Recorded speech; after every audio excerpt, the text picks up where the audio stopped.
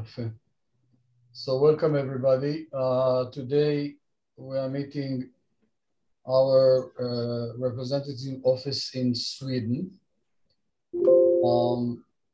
It's refreshing to meet new faces from abroad, and usually this meeting gives us some hope because we understand what is going on abroad with the targeted markets. So I welcome you all. We would love to hear what are the trends in general, not only with regards to Israel, which is very much important, and some impression from Europe in general. If you see any kind of change in the behaviors, trends of those who are traveling abroad. The end of it, if you have any recommendation of how we need to update the products. We're all waiting for restart. We all are waiting to, for a new beginning, but we are not sure how the market will react to the old service that we used to give. And if there are any expectation that this market want us to do or update or whatever, give us this insight as well.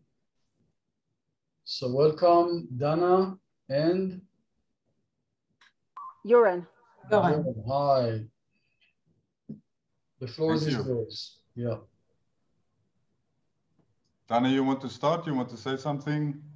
I'll just say hello to everybody and nice to see, still semi-positive faces. And just like Yossi said, what Yohan will say is not only informative, but it's very hopeful. I mean, he is going to discuss the potential, the future, and what will happen eventually when we relaunch tourism. So Yohan, go for it. I would like only to add one thing, that Yohan is our Deputy Director and Marketing Manager in the Nordic countries and responsible for Sweden, Denmark, Norway, and Finland. And now the floor is yours. Thank you very much. I will share my screen and hopefully you will have you see the presentation, right? Everything is okay? Okay, thank you very much. Well, thank you very much for having me. Nice to see so many faces. Some I do recognize, some are all new to me. As Dana and Efrat said, we are representing the Nordic countries. We have an office in Stockholm. We are managed by Dana, who sits in Holland, and in the office in Sweden, we are 3 people. And just to give a bit of an insight to the Nordic countries, as Efrat said, it's Sweden, Norway, Denmark, and Finland. Sweden being the biggest country in terms of inhabitants with 10.5, and from that we have around 5 to 6 million in each country in the other countries. Stockholm is the capital of Sweden, and that's where we have the office. And then Copenhagen, Oslo, and Finland is the other capitals. Generally speaking, if we look at traveling, we have the greatest success from, I would say, Sweden, Denmark, and Finland when it comes to tourism to Israel.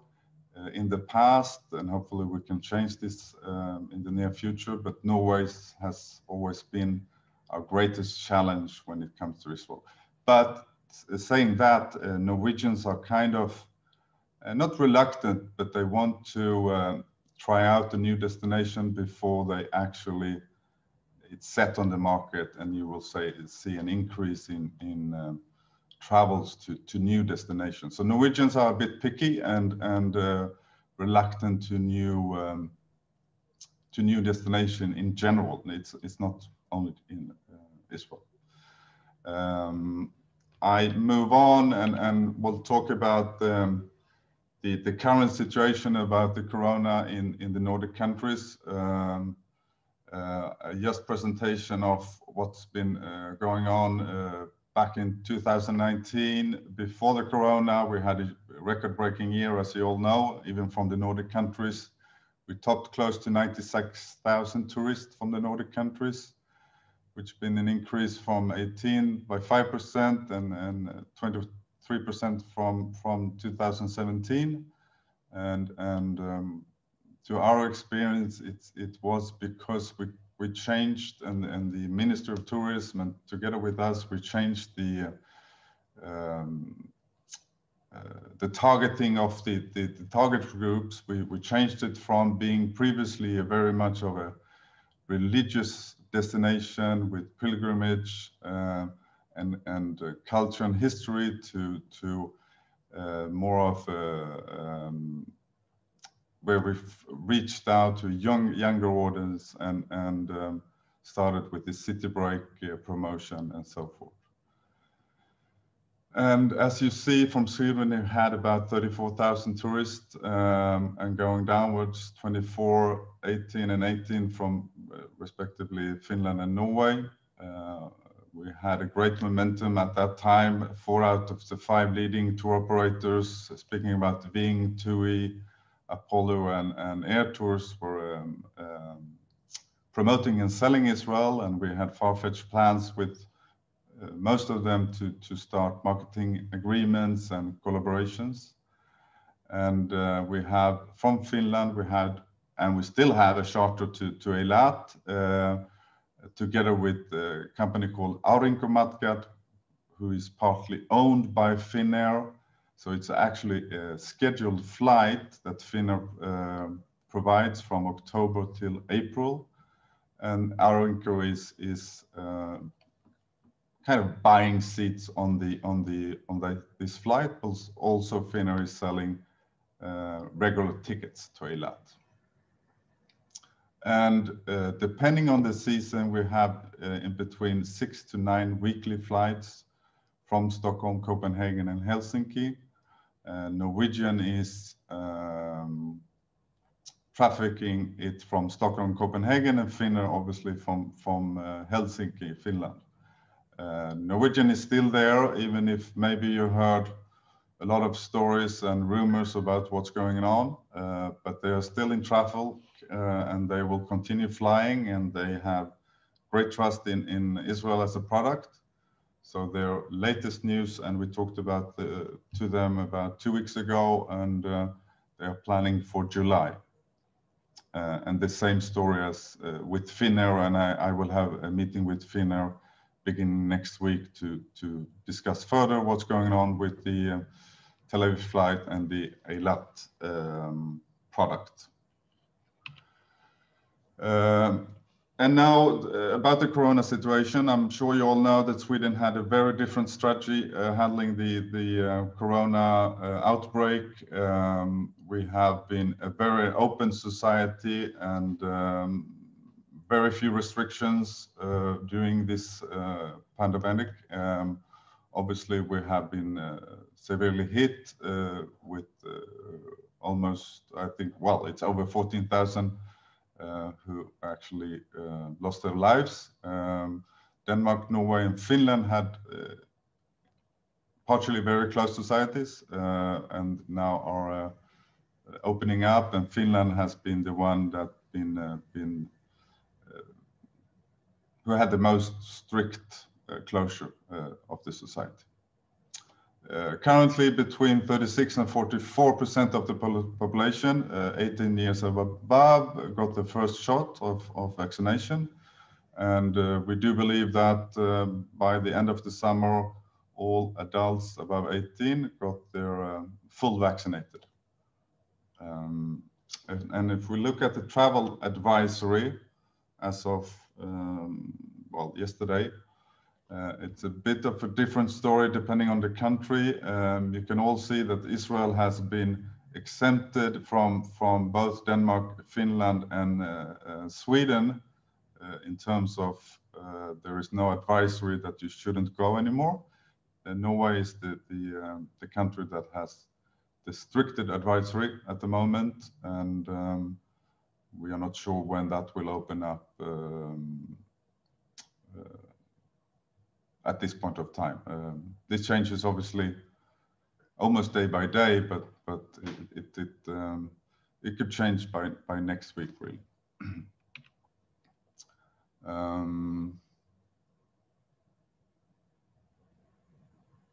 What we see at the moment is that if we look in general for the travel market, we see that bookings are coming in. We see that the people are starting to book their summer holidays, and they really want to start traveling again. And in terms of the industry on the market, on the Nordic market, we see that tourist boards and airlines are putting up their efforts to promote the destinations. We see greater visibility of ads for traveling in TV, in media, in magazines, and so forth. So we really see that travel is up on the agenda again, and people are really looking forward for a summer and autumn and winter to start traveling. We have one of the biggest insurance company when it comes to travel. They now covers quarantine if that if the traveler needs to go into quarantine, they will cover the cost for hotel, food, and a new airline ticket. So that's a security for the traveler as well, which makes it easier and more accessible to travel. And as you all know, the EU has agreed on a COVID certificate or passport that will be placed from the 1st of July, which is the latest news. So hopefully that will also help up the traveling. If we look at the specific countries, as you see, the Swedish travel is at the highest level in months, and 40% of those who booked are 50 plus. So we see that the ones who got their shot, because now we are into the phase 3 in the Nordic countries, meaning that the 40 plus are the ones being vaccinated. So the 50 plus are already vaccinated with 1 shot at least. So they are really booking. And talking to Ving, they estimate that they are coming up to 75% of its normal capacity in 2021, which is, I think, a bit more than we expected a month ago. So we and really... what are the countries, the major countries people want to visit now from Sweden? Still we are looking at the Spain, Gran Canaria, Greece, Croatia. That's the main countries. And that's their normal charter operation destination as well. Same thing with the Norwegians. 7 out of 10 Norwegians are planning a trip abroad this year. 70% wants the traditional package travels because they feel more secure with the big tour operator organizing the package, the safety procedures and so forth. And the Danes are saying that, you know, all the savings they have been made during the year will go to primarily to travel. And 15% will travel more than they did before. The Finns, that's the same thing, but since they have a very strict travel advisory, bookings are not coming in at the moment.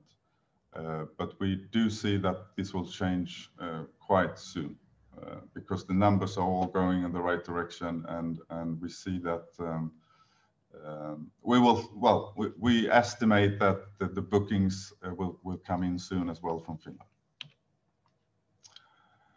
And if we're talking about the media, again, the lifestyle media and the travel magazines that are focusing on travel, they're starting to write about travel again.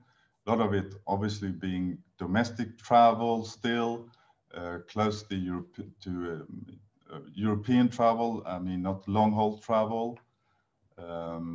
some dailies have again started with their travel supplements that was been closed for the last year.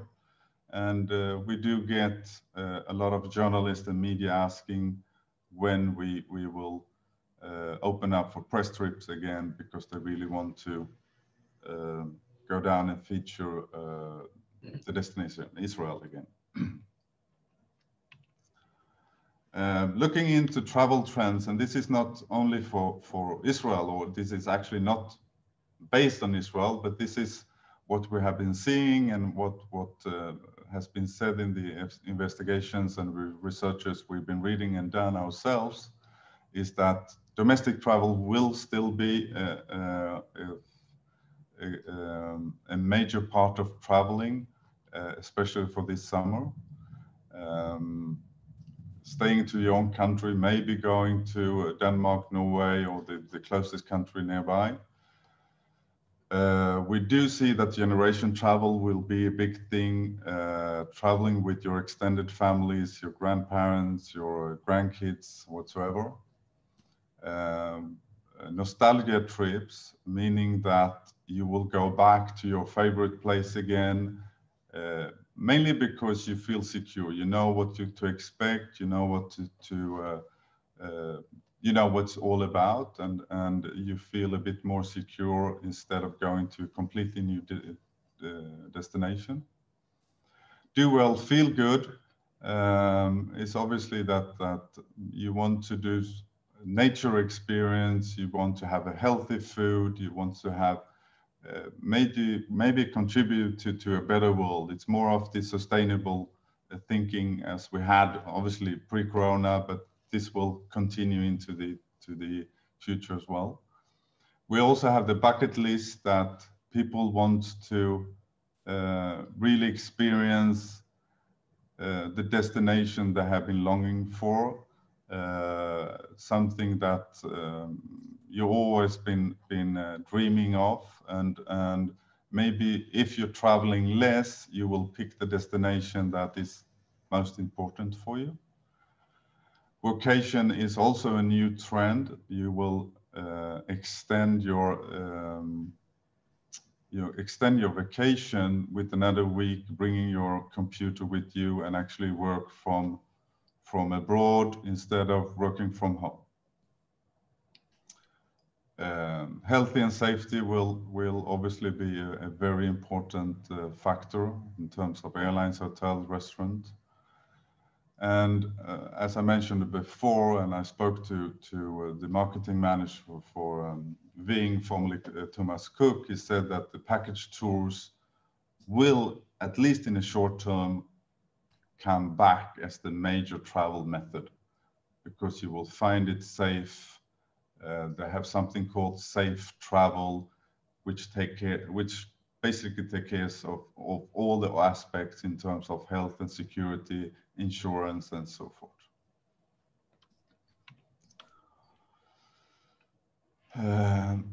If we look more into the Israel product, we see that agents has been very, very positive about Israel for the past 6 months, I would say. We had great coverage on the media, people and obviously tour operators have been asking about Israel as a destination, new ones that maybe were not interested in the product before, wanted to add it to the portfolio. So it has been a very great momentum and a positive news in general about Israel and the success of the vaccination, obviously. And so we have a very positive view on the product and the traveling to Israel from the Nordic countries. As I said before, Norwegian and Finnair plans to return in July with the flights, starting off with 2 daily flights, and Aurinkomatki also plans to return to Eilat in October. doing a minimum of 16 rotations, coming into normally into April. And we're also in contact with a few tour operators who are actually looking into start charter operation to Eilat from Sweden and or Denmark, I would say. So we hope that will materialize as well.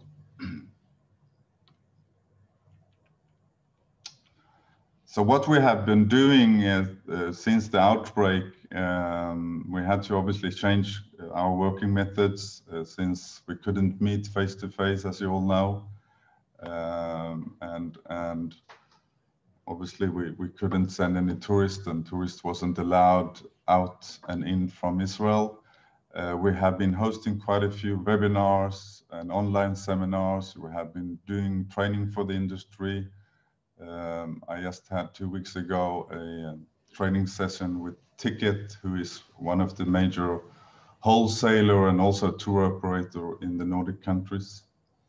We have done professional, obviously professional press releases to the media, what's going on in the industry, new hotels being built, new sites, and so forth.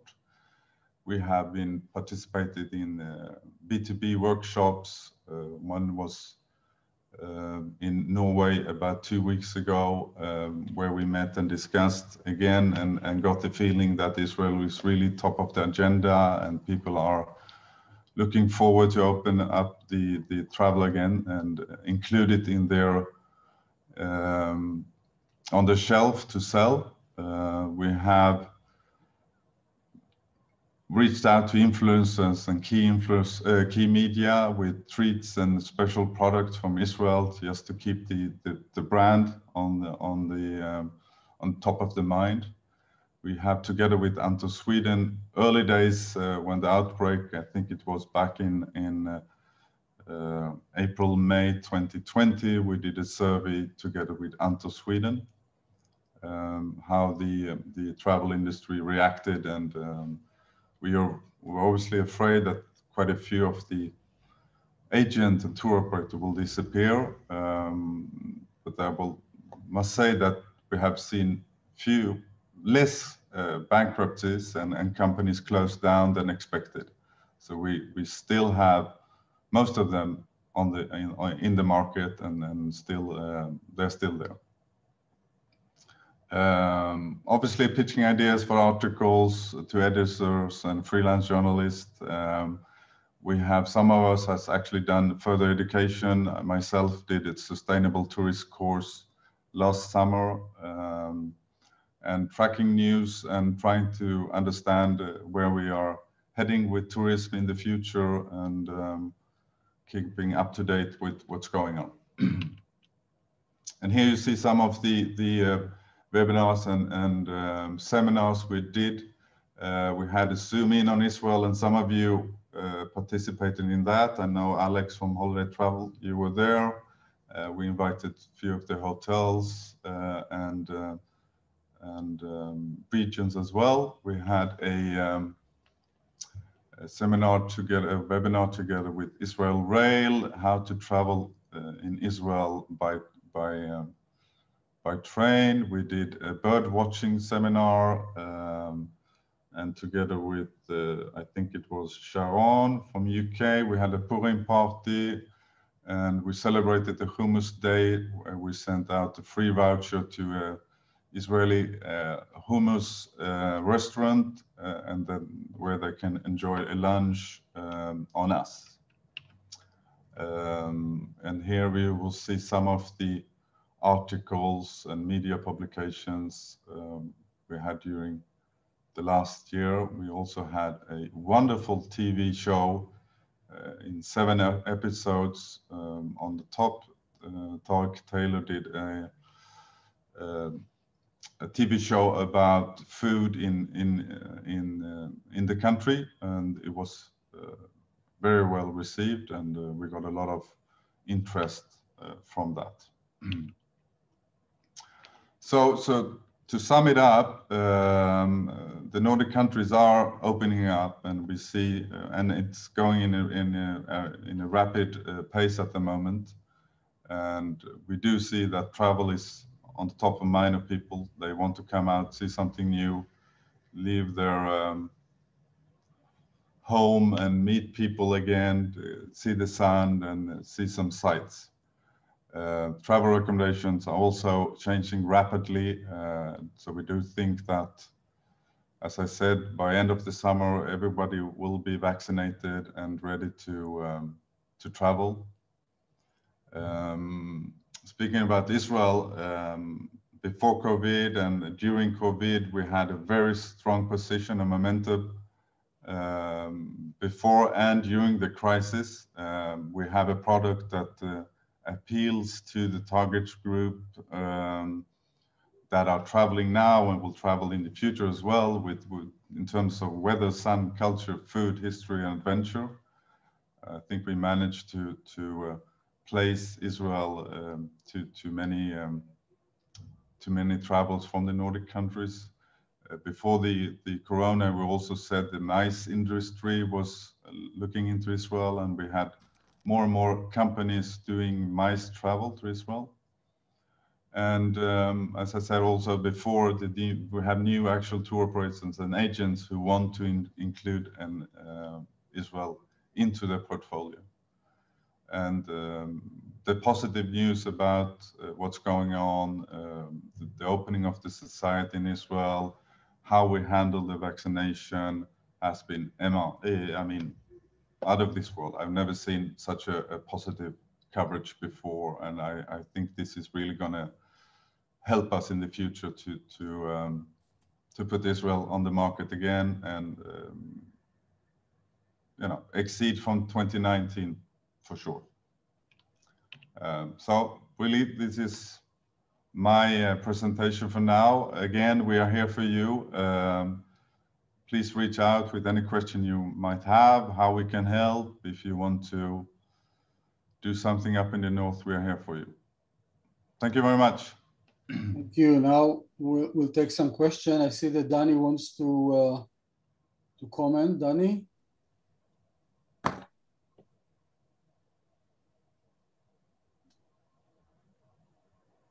Please unmute. Oh, Yoran? Yes. Can you hear me? Loud and clear. Yeah, hi. I'm Danny Amir, and I'm very active in the Nordic countries except Finland, including Faroe Islands.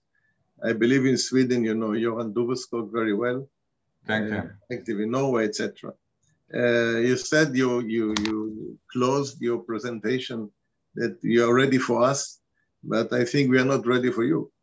If you've seen the new regulation protocol of Israel, you all have to give your veins here for blood tests upon arrival, and plus $250 per person as a punishment to do it.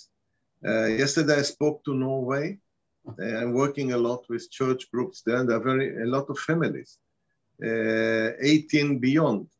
They're not able to travel, either vaccinated or not. They're not vaccinated. So we're actually, yes, we're impressing the world, but our Ministry of Health is blocking tourism. So what is your comment here? Because we are really lost. I have about 150 groups this autumn from Scandinavia, and I think they will cancel. מה? השתכנעתי, אני לא בא לישראל. No, I'm asking because we saw the protocol. Do you think there will be any implication of the new procedure to come in? Because we need to have a serological, Well, I have to go through a serological. I should leave this question to Efrat, but I think this is the first pilot. I'm sure the regulation restrictions will change as we go. We need to find out what's happening. What's happening if we take in tourists, and we want to see that nothing goes wrong in health-wise and security-wise. I think by autumn we're not going to have the restrictions and the regulations that we have for the first pilot. That's my feeling. I think we just have to reassure that to the Nordic countries and everybody that wants to travel to Israel that we are actually doing this because we want to offer a secure and safe destination. Because I think, you know, Spain, Greece, whatever, they have welcomed tourists for a long time, but we don't see the effect yet. So maybe that will backlash in a month or two. Obviously, this is a dilemma, but I think we need to take it step by step. I think if we explain it good enough, they will understand why we take these precautions. I don't know, Efrat, if you something to add to this restriction. ראינו. אלון, אפרת, רוצה להוסיף משהו? No, actually, I agree, Yohan. We're just waiting for the new procedures. Hopefully it will be easier for us to market them and explain them and promote them abroad. אלון? Yes, hi, good morning. Thank you, Gרוman. That maybe goes to Gרוman or to Efrat, but the question is, where does Europe or Nordic countries are standing as far as the possibility for the agreement between the two countries to check vaccinations? I was reading that within a month or something, Europe should be ready with their green passport, which will allow us to, them, unless Israel will have a bilateral agreement on that, to check the vaccination certificates, and in that case, avoid the serological tests. So maybe Efrat can also elaborate on that a little bit, also on other countries in Europe, where do they stand, if you know? The vaccination passport, it's only for within Europe. Yeah, but once they have it, once they have the technology and once they have it, maybe we'll be able to, that's something for the foreign minister, but maybe they'll be able to share it with us, and then that solves the problem of the serological tests. We know that there are discussions between Israel and the European Union, and hopefully there will be some agreement between them, or no need for anyone if you are vaccinated. But again, we don't know the new regulation that will be after the pilots, which just started today, actually. No, the pilot is not relevant for that. Obviously, it's not ready, but it should be ready even before the summer, or sometimes in the early summer, which means that for the fall, we might be ready for that. And without serological tests, if there's no need for serological tests either in Europe and in Nordic countries, of course, then it makes it much easier. So it's something worth following, and I don't know, I'm sure everyone are pushing. Alon, I would like to add that, no, you can hear me. Currently, all countries except Norway actually accept Israel's regardless of any agreement. All you need to have is an Israeli passport. Sweden specifically requests also an authorization that you actually reside in Israel and not just a passport holder. The problem is the other way around. I mean, it's Israel currently, and that is in the hands of the Ministry of Health, and the Ministry of Tourism is currently constantly pushing the Ministry of Health to review and renew their policies, but it's not in our hands currently. No, but what I'm talking about is in the hands of the of Misrad HaChutz of Foreign Affairs, an agreement. If we are able to get to check the vaccination certificates on our side and somehow get to the be able to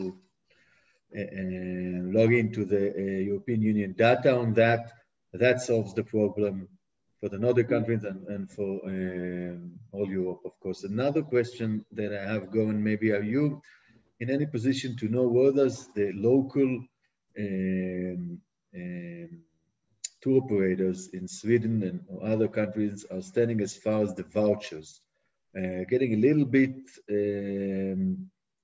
worried about companies' stability once they have to start cashing the vouchers and the voucher money. If you can elaborate a little bit, especially about Sweden, where do they stand? Once again, sorry, you're asking about the stability of the tour operator agents? Yeah, the stability, but specifically in regards to the vouchers. I mean, they were getting money from the clients. They were holding that money, giving them vouchers instead.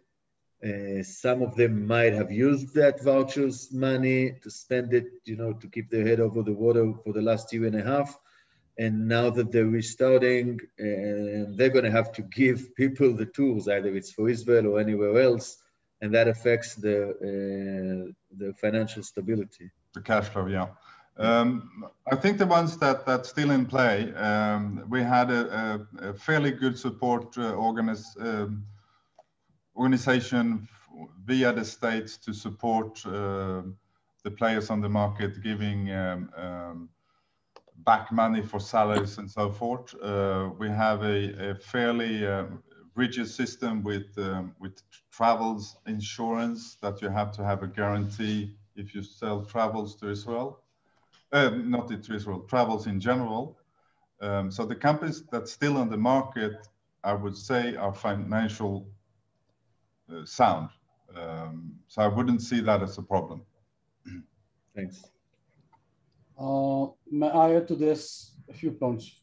First of all, I think Dana and Efrat, that what Alon just mentioned it's a good idea that you have a kind of a red light system, that if there is any news from local markets that's saying some big operators are known to be in difficulties, because it's never come in surprise. It's known in the market that certain companies are in trouble, so we need to be very cautious in doing business in the first stage for sure. With regards to the passport alone, there is no discussion with the EU in general. There was some trying with some countries. It was not succeeding. It didn't succeed. Even the European countries, not all of them respect this passport. I mean, each and every one have their own restrictions. Some they allow vaccinated parents to come with their children, others not, so on and so forth. So I wouldn't give much hope for solution that there will be an agreement between Israel and the EU in general. It will not happen. There is no discussion on this topic right now. The other questions that I want to raise is the political one, because we had a very good image until the crisis in Gaza. And what I saw from the news, there were some very bad, I don't know how to mention it, but you know, in social media, anti-Semitism, some very famous pop stars in your country, so on and so forth. Jews was a little bit in tension. Is that change in any way? Because you didn't say anything about the political issue. And once this crisis began, Sweden and the neighbor countries, we know it was an issue. Is it something we're going to need to challenge? Is it something that's going to impact the coming efforts to restart tourism from there? Yeah. Obviously, it needs to be mentioned. I wanted to leave it out because I want to leave it out just to, yeah.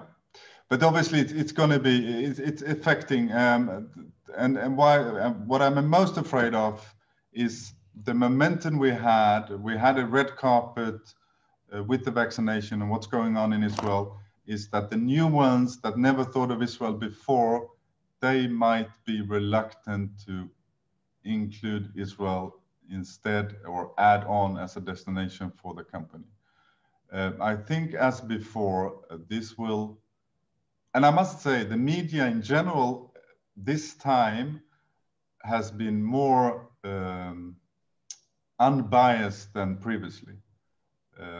So I think it's been from both sides. There hasn't been a blame game towards Israel in particular. It has been, as I said, more unbiased and fair than previously.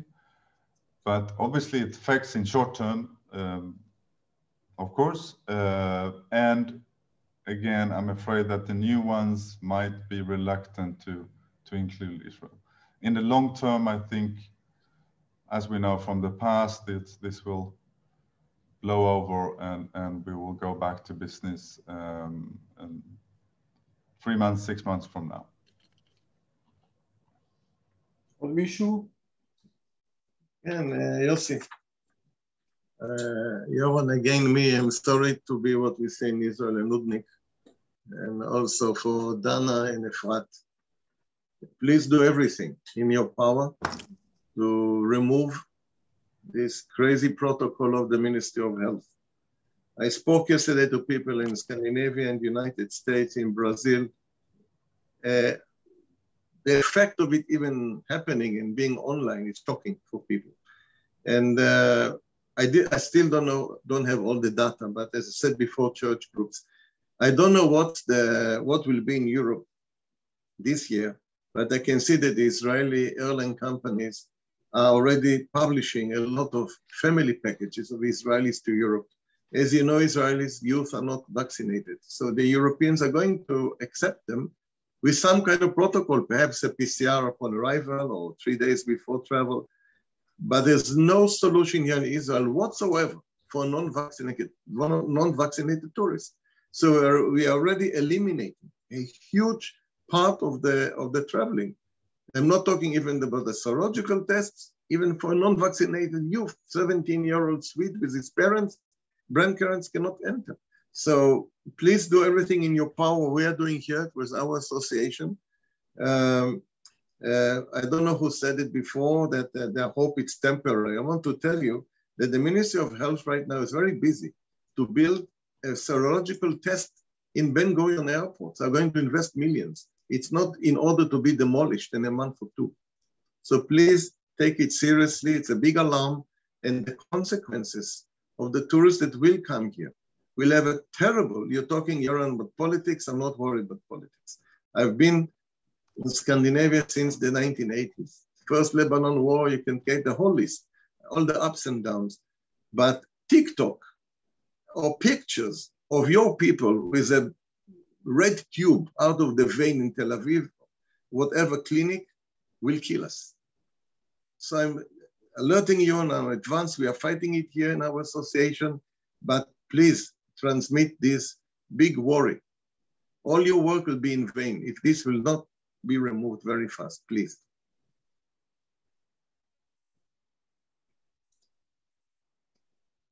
With this happy note, any other questions, remarks? Thank you very much, everybody.